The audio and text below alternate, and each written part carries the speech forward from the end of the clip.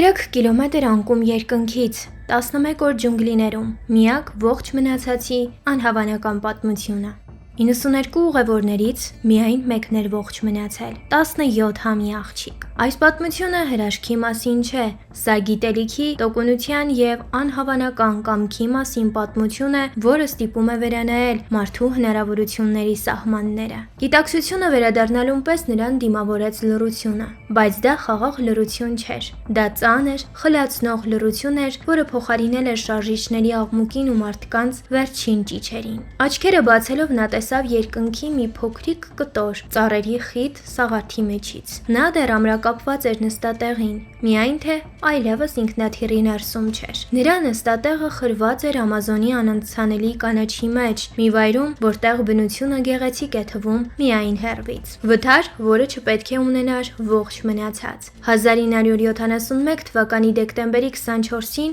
Lansa ավիաընկերության 508 չվերթը, որի վրա գտնվում էր 92 մարդ, կայծակի հարվածից պայթեց Պերուի երկնքում։ Ինքնաթիռը բառացիորեն փշրվեց օդում։ Բոլորը զոհվեցին, բացի մեկից։ 17-ամյա Յուլիանա Կյոպկեն իր նստատեղով ընկավ մոտ 3 կիլոմետր բարձրությունից, ուղիղ Ամազոնի ջունգլիների խորքը։ Նա ողջ էր, բայց հենց այդ պահից սկսվեց նրա իրական պայքարը կյանքի համար։ Սա հրաշքի պատմություն չէ, սա գիտելիքի պատմություն է։ Յուլիանան սովորական դեռահաս չէր։ Նրա ծնողները Մարիան և Հանս Վիլհելմ Կյոպկեները հայտնի կենդանաբաններ էին։ Նա մանկությունն անցկացրել էր Պերուի ջունգլիներում գտնվող գիտահետազոտական կայանում և մանկուց սովորել էր բնության օրենքները։ Այժմ ծանր վնասվածքներով, կոտրված անդրակով, վնասված աչքով ու ցավոտ մարմնով հենց այդ գիտելիքներն էին նրա միակ փրկությունը։ Նրա գլխում հնչում էին հոր սովորեցրած կանոնները, ինչպես գոյատևել այնտեղ,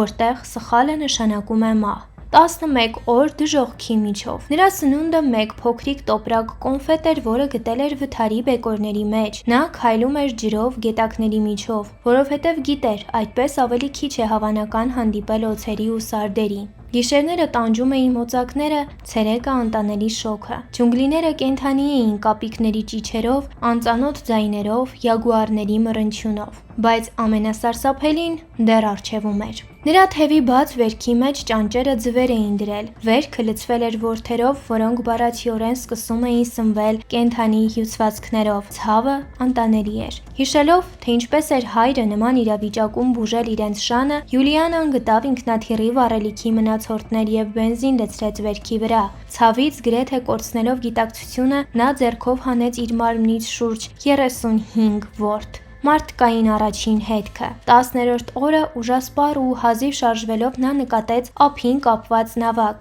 Դա առաջին նշան էր, որ մարդիկ գոյություն ունեն այս դժոխքում։ Սակայն հիշելով հոր խորհուրդը երբեք մի վերցրու ուրիշի ունեցվածքը, նա չօգտվեց նավակից, փոխարենը սկսեց շարժվել դեպի մոտակա խրճիթը։ Երբ փայտահատները վերադարձան, տեսան մի սարսափելի պատկեր՝ ցեխով ու արյունով ծածկված աղջիկ ուռած աչքով, հազիվ խոսող։ Նրանք սկզբում նույնիսկ վախեցան, մտածելով, թե դա ջրի ոգի է տեղական լեգենդներից։ Բայց Յուլիանան հանգիստ բացատրեց, թե ով է ինքը և ինչ է պատահել։ Տղամարդիկ մշակեցին նրա վերքերը, իսկ հաջորդ օրը 7-ժամյա նավարկությունից հետո նրան հասցրին մոտակա գյուղ։ Երբ աշխարհը իմացավ, որ 91 զոհ ունեցող ավիավթարից կա ողջ մնացած, շատերը չհավատացին։ Բայց Յուլիանայի պատմությունը փաստ էր, ոչ թե զոհ, այլ պահապան։ Այս պատմությունը կարող էր կոտրել ցանկացած մարդու, բայց ոչ Յուլիանային։ Նա վերադարձավ Գերմանիա, դարձավ կենդանաբան, ինչպես իր ծնողները, և ամբողջ կյանքը նվիրեց Ամազոնի բնության ուսումնասիրությանն ու պահպանությանը։